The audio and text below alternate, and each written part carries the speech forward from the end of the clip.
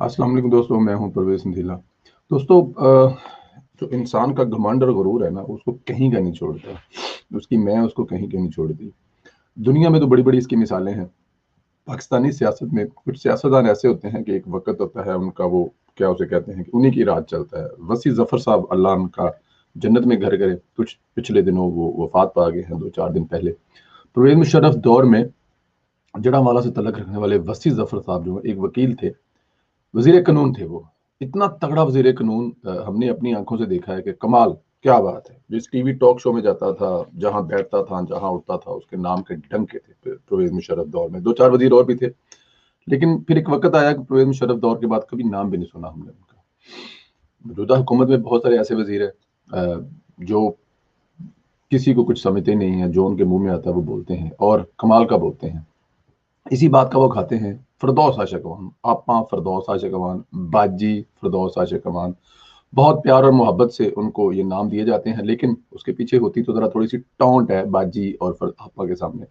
लेकिन बड़ा जो दिलचस्प वाक्य है वो आपने भी सुना है, मैं आपको दोबारा दिखाता हूँ आपके स्क्रीन पर, फेस पर बात करते हैं। क्या हाल है बेटे? ठीक हो? खैरियत ना लो? ठीक हो? नहीं मैम, सॉरी नहीं आपके ये तो हमें भी नहीं पता हमारे लिए देख लाला नहीं है। आसन सुंदर यार वाले देख ले करना पे। पंजाब असम्बली के 2 गार्ड्स कह सकते हैं आप इन्हें, जिनका काम होता है कि वो चेक करें लिस्ट में किसका नाम है और कौन कुछ तकरीब हो रही है अंदर, या कोई अंदर जैसे कि हलफ बर्दारी की थी एमपीए जो सियालकोट से जीते हैं पीटीआई के, उनकी कि उसमें शिरकत के लिए तशरीफ लाई थी। तो वहां पे गार्ड ने रोक के कहा कि मैडम सॉरी, आप अंदर नहीं जा सकती। ये बड़ी इंसल्टिंग सिचुएशन होती है एक ऐसे इंसान के लिए जो करता धरता हो इस पंजाब का, पंजाब जिसके इशारों पे हिल रहा हो। उसके साथ जो हुआ वो आपने देखा। अच्छा, ये करने वाले कौन है, ये एक बड़ा अहम पॉइंट है, डेफिनेट है। अब फिरदौस आशिकवान साहबा जो है स्पोकमैन थी, कुछ दिन पहले वो रिटायर्ड हुई हैं, उनको जबरी तौर पे निकाला गया है, हैंडशेक, गोल्डन हैंडशेक दिया गया है किसी और ओहदे के लिए। वो इंशाल्लाह ताला 2-4-10 दिन में फिर अवेलेबल होंगी। काम यही है उनका। मजदूर की क्या ड्यूटी है, मजदूर ने कोटी छोटी बनवाई, अगले घर दी मजदूरी लंबी टुर गया।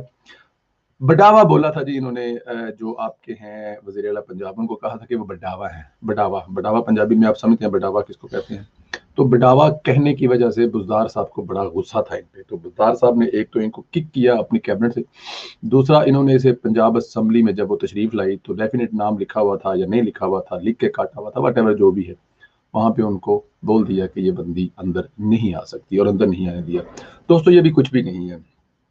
जब ये हुकूमत खत्म होगी, वैसे तो फरदास आशिक अवान साहबा में ऐसे गुण हैं, उनको कोई फर्क नहीं पड़ता हुकूमत किस पार्टी की है, वो कहीं ना कहीं एडजस्ट हो जाती हैं। उनके लिए ये मुश्किल नहीं है, क्योंकि जाहिर है उनको बोलने का फन आता है।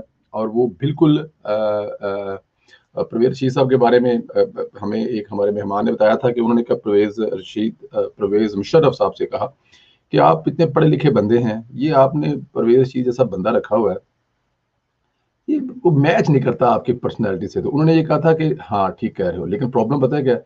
मैं हाथ से इशारा करता हूँ लेफ्ट, और ये 100 किलोमीटर लेफ्ट पे खड़ा हो जाता है जाके। मुझे कहना नहीं पड़ता कि लेफ्ट जाना है या क्या काम है, ये 100 किलोमीटर जाके खड़ा हो जाता है और वहां जाके पूछता है जी हुक्म करें सर। फिरदौस आशिकवान को गुर आते हैं कि शरीफ फैमिली को क्या कहना है, इमरान खान क्या पसंद करता है, इमरान खान के लाने वाले क्या पसंद करते हैं, किसको कहाँ पे ठोकना बजाना है, ये फिरदौस आशिकवान साहबा को आया। लेकिन बडावा कहना उनके लिए काफी मुश्किल हो गया। अब उसको वो भुगतेंगी, लेकिन ज्यादा नहीं, 2-4-10-15 दिन के बाद बाजी दोबारा आएंगी।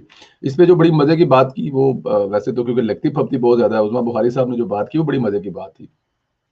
उन्होंने ये कहा कि बाजी के पिंक सूट का लाज भी न रखी जालमों ने और अंदर नहीं आने दिया। कि बाजी एडा सोना पिंक सूट पहनकर जो आई थी ना, उसकी लाज भी नहीं रखी जालमों ने और वापस अंदर नहीं आने दिया। और अंदर कोका कोला खोल कर रखा हुआ था, ऊपर से ढक्कन उठा के रखा हुआ था। बाजी आए तो उनको कोका कोला पेश किया जाए, वो भी कोला ना पी सकी। और अच्छा, मजे की बात देखें, फन देखें उनका, जो मैं फिरदौस आशिक अवान का जो बड़ा मतलब फैन हूँ, कि उन्होंने बाहर निकल के प्रेस कॉन्फ्रेंस की, सारा रुख तोपों का जो है वो नून लीग की तरफ से किया। राजकुमारी दोम कनीज दूं, आई डोंट नो कौन कौन से खताबात दिए मुख्तलिफ नून लीग की जो है, तो उन्होंने कहा कि ये नून लीग वालों के सीने पे दाल मैं गलती रहूंगी, इनकी दाल नहीं गलेगी। ऐसी कोई बात नहीं है, इस बात पे खुशियां ना, मतलब उन्होंने पीटीआई, उस्मान बुज़दार या पंजाब असेंबली में जिन्होंने रोका उनके बारे में कोई बात नहीं की। देखिए ये फन है, ये फन है। चाहती तो वहां खड़ी होकर गुस्सा निकालती है, जिसने किया है मैं नहीं छोड़ूंगी, नहीं, उन्होंने वहां पे भी नून लीग को लताड़ा ताकि अंदर इतला यही जाए कि ये हमारी साइड पे है। आप इनको इंसल्ट भी कर लें, इनकी बेइज्जती भी कर लें, मीडिया के सामने इनको ज़ीलो ख्वार करें, ये फिर भी आपकी साइड है, क्योंकि पता है इनको गुर आता है कि यहीं से कुछ मिलना है। ये है गुर। इस एंड में जो मैंने बताना था आपका, ये गुर है कि जिन्होंने इंसल्ट किया, दरवाजे पे रोका, उनको कुछ नहीं कहा। किसको कहा? फिर पीएमएलएन को कहा और मैसेज दिया किसी ਤੁਹਾਡੀ साइड देंगे। अपना ख्याल रखें दोस्तों, इंशाल्लाह ताला चलता रहेगा ये।